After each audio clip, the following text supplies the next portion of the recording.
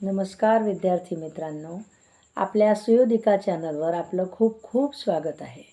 आज आपण ज्या महान व्यक्तिमत्वाबद्दल बोलणार आहोत त्यांचे नाव आहे बाबा आमटे।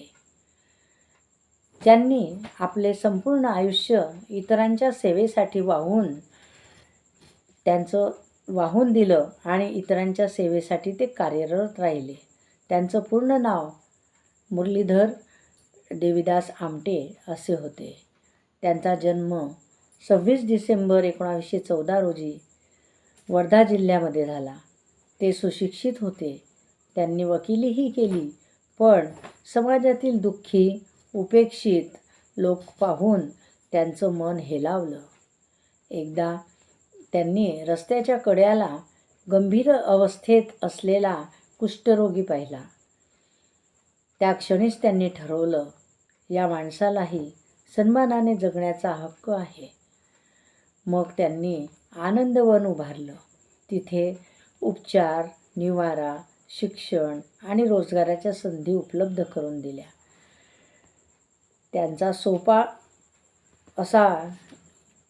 सोपं असं जीवन करून दिलं। म्हणजे त्या ठिकाणी उपचारही होत होते, त्यांना निवाराही मिळत होता आणि त्यांना रोजगाराची संधीसुद्धा होती। ज्यांना जसं जमेल तसं काम त्या ठिकाणी मिळत होतं आणि शिक्षणही मिळत होतं। असं त्यांनी आनंदवन निर्माण केलं।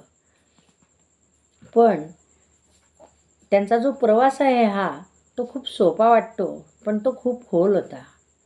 माणुसकी हीच सर्वात मोठी सेवा आहे। त्यांच्या कार्याने हजारो लोकांना प्रेरणा दिली। पद्मविभूषण तसंच रॅमन मॅगस यासारखे सन्मान त्यांना मिळाले। तरीही त्यांच्यासाठी सर्वात मोठा पुरस्कार होता तो म्हणजे समाजातील दुर्बलांच्या चेहऱ्यावरचे हास्य। एवढ्या मोठ्या पुरस्कारांनी ते सन्मानित झाले, परंतु त्यांच्यासाठी खरा पुरस्कार होता दुर्बलांच्या चेहऱ्यावरील हास्य।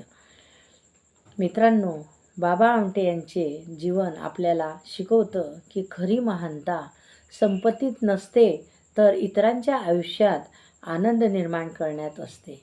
चला, आपणही आपल्या परीने कुणाला तरी मदत केली तरी तीच त्यांना खरी आदरांजली ठरेल।